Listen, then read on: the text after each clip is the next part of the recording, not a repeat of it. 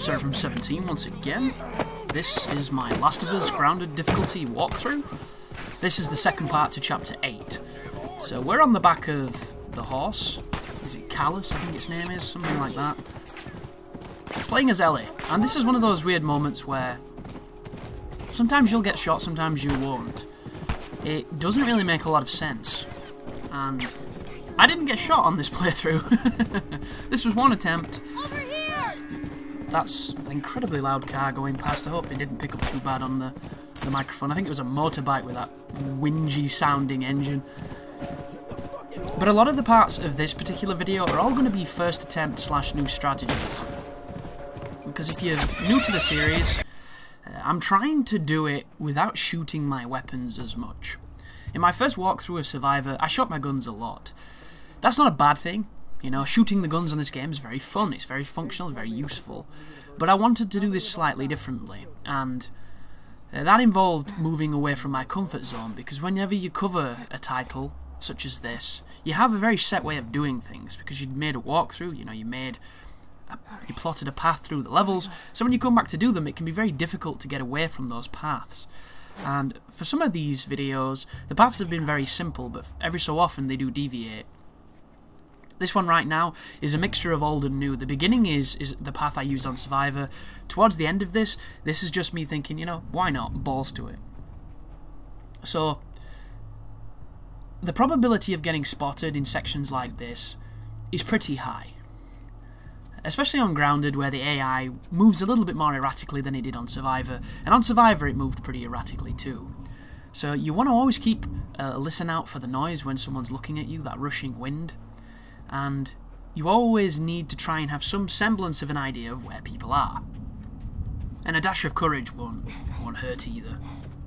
As I have to mute the fucking video because I forgot to do it and started it and heard myself, which is always fun on recordings such as this. Nothing worse than being able to hear yourself speaking, even more so than you already do thanks to the ears on the side of your face. But you'll notice I got past them pretty simply. This part here is probably the only area once you're up here that you'll get spotted at, because there's nothing you can really do. Ellie stands out here for quite a long time, she moves quite slowly. The good news is, even if they do spot you, you generally have enough time to carry on and get across it. Sometimes you'll get shot. Getting shot's not so bad of a deal in this game, even on Grounded, as long as you don't get shot in the head. I believe headshots will probably instantly kill you, but I didn't get shot that much, especially with Ellie. I don't think I got shot at all with Ellie, because you don't play as her for very long. And then we're back to Joel, and then the Joel section is going to be another quite strange one, because it's another area that I've never tried to do without shooting people, and it turns out it takes a while to get through that area unless you know a really sneaky path, and apparently I don't. But as you push up here, you have to move this bin before you can go through the tube. It's one of those strange puzzles that they put in there just to spread up the gameplay a little bit. And then as soon as you get on the other side of this, there's going to be an interesting spawn that happens with a bunch of the hunters. And the good news here is, if you rush it and you run, and you cover some distance at the beginning of this, you can get way ahead of the spawn. You'll notice I paused it then and left it in. It's to show you the checkpoints. Did you notice how it said 1 minute left? That means we got a checkpoint between that last encounter and this one, which is the game being incredibly generous, because they didn't have to do that, and I'm very glad they did. The good news is, this part here is easy compared to the previous one if you rush it right. So the way I do it is I push all the way down to this kind of Club Tropicana drinks a free bar, and then I wait to see what the AI does, and I believe the AI moves a little bit differently on this section than I remember, because I end up having a little bit of a shimmy with the fella on the left, who's coming into frame about... Now, here that you see him? Just there. Don't remember that guy being in the way at this point. So I'm curious here as to what these two fellas are doing. He goes on the right, which means the left guy is going to go where I am. And I obviously can't be there when he arrives, so I back up here with a brick in hand just in case. But I don't want to get too hasty because they are everywhere. And I notice he's investigating over there, which means if I'm ballsy here, I can just push directly forward, get to that window, move the bin, and hopefully no one will ever know I was there. Turns out it works perfectly, and I managed to get it first time. So, another section that you probably won't have any issue with if you had a good path on your previous playthrough. And thus we're going to be entering the Overlook Hotel. Oh, we're trapped in here. It's not called that, but it'd be nice if it was. Even though this isn't Colorado, I don't think. In fact, I don't really know where we are at this point. It's been a while since I've watched the cutscenes, so my memory isn't up on what part of America they're in here. But inside this hotel, there's an interesting spawn that happens. When you push into the main room of the other part of, like, the atrium, there's a guy outside who kind of always shoots at you, or always spots you. I don't really know why it's designed that way. Maybe it's just to put a little bit more tension, to push you into the other side of the house so that you can be ambushed by the two runners that are about to come for you, the human runners. Crazy hobo fucking bumfight assholes. But don't have anything to craft with her. Checkpoint is good, as I checked just then, so we can hop over here and we can get to it. Oh, and somebody pointed out a really important fact as well, which I didn't mention in my stipulations on this guide. When you throw a brick at people, you can do a heavy takedown on them, which is quicker than the punching technique that you've seen me use. And I don't think I've mentioned that, which I probably should have. You're about to see me here do the stab that she has, which is incredibly powerful. It's one of the most overpowered parts of the game. She doesn't do the fisticuffs, she just stabs them with a penknife. But the reason I've not been doing it, if it's been confusing you, is because I said from the beginning that if I failed the stealth sections, I was going to try and fight people with my fists. And the bottle, the reason I use the bottles in the way I do, is because if you run up to enemies on this game and you try to punch them first, on grounded especially, they generally counter you. And they'll just duck you and then they'll hit you. And you can't counter like they can, which is a bit of a shame. I would have liked to have seen some way of doing it to them.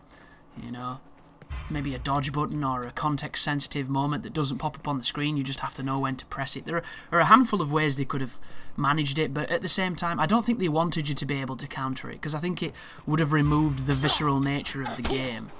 And as much as it would have rewarded skillful players for knowing the precision timing, it would also trivialise a lot of the fights and taken away the desperation of it. So instead, if you throw a bottle or a brick at somebody, they can't counter you because they're in a stunned state. So I will always try and lead with a brick into the beat them up with the punches, and that's pretty much the mentality behind it if it's been confusing you. And, I forget the name of the guy who pointed it out, but he's very true in what he was saying. I'd just not made it clear what I was doing. And some of you might think, well, it's not the most effective walkthrough if you're not, you know, doing the best way of handling things, but I've already got a walkthrough where I'm a lot less merciful, shall we say, than I am on this one. You know, I was just shooting people in the face, and it was damn effective, so I wanted to mix it up a little bit. There's a lot of people here who've already seen me play this game, and, you know, for a reason for them to watch it again, aside from the higher difficulty, which you would think Grounded would be this big pull, but everybody who's played it has pretty much universally agreed that it really isn't a big deal. You know, it isn't as bad as they made it out to be.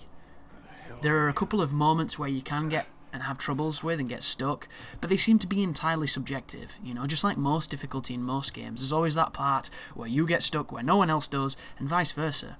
And, you know, they advertise it like it might have been impossible to beat it, which it just isn't the case. Like, a lot of people have commented saying that if you play stupidly and you use all your bullets, you know, you're going to have a really tough time. So the difficulty itself is dictated by how smart you play. And one of the things that hardest difficulties teach you is if there isn't a way to cheese something, there's a way to do it smarter. And I think that's the main reason why I always try to start on whatever the hardest difficulty is available. It's because not only does it force you to play better, it skips the learning curve. And what I mean by skipping the learning curve is it forces you to learn or you get destroyed. And if you're in the mentality of not giving up, you know, you get destroyed for a little bit and then you get to a point where your skills have improved so drastically that the rest of the game usually isn't too bad, and the early areas are always the worst because they're the ones where you really didn't know how to play, and by the time you get to the tougher encounters later on, you know how to play, and it's just a case of doing what you've learned. This doesn't work for a lot of games, it works for some. Another thing that I find it does really well is it helps outline some of the issues with games. By the way, this is a very slow, methodical encounter coming up here because I had absolutely no idea how to do this without shooting, and having done it, I still don't know how to do it without shooting because it's a very strange encounter. So before I go back to my tangent, I'll explain why. For some reason, as you push up here, once the enemies lose sight of you and they go into a patrol mode, they all patrol back where you need to be. They all kind of go towards where you want to be.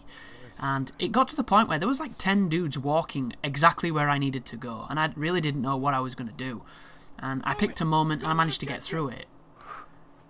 I take a couple of them out, you know, I separate a few of them, divide and conquer, all that kind of good stuff, but I assumed there would be a sneaky hole in a fence or a window you could jump through, and maybe there is, but I just never found it. And what you're watching here is the first attempt / learning process of trying to find a path through this. So, as much as I want to say that this part's not very difficult if I can stumble my way through it, it has the potential to probably screw you, because a lot of the way the AI is moving right now, I think it is completely random. And somebody pointed out on the Pittsburgh video that they appreciate the randomness to it. And I can understand where they're coming from with that, because it means that every time you play it can be slightly different and it can give you a higher replay value for things. It can make things more interesting. But I would say a counter-argument that I would put towards that random design is the lacking checkpoint, because the first part of that fight is not random. So it's one of those things where I think because they didn't put in a point there where you could restart from, it burns you out on the encounter as a whole, because by the time you get to the, you know, the strange random section, you're already pissed off if you've done it a few times. And someone else in the comments mentioned that they did it first time, which is pretty damn awesome, really, when you think about the trouble I had. I was there for about an hour, and I never get stuck on games for massive amounts of time. Like, now, I was listening to Big Benedict the other day on one of his God of Gears of War videos. Jesus Christ, can't even talk. And I hope he's using hyperbole, because he mentioned that he was stuck on an encounter for like 3 hours. And it always makes me wonder, are they exaggerating when they say that? Are they going away and doing stuff and coming back, and it's like 3 hours across the period of maybe playing for an hour? Because that makes a lot more sense than a solid 3 hours on that.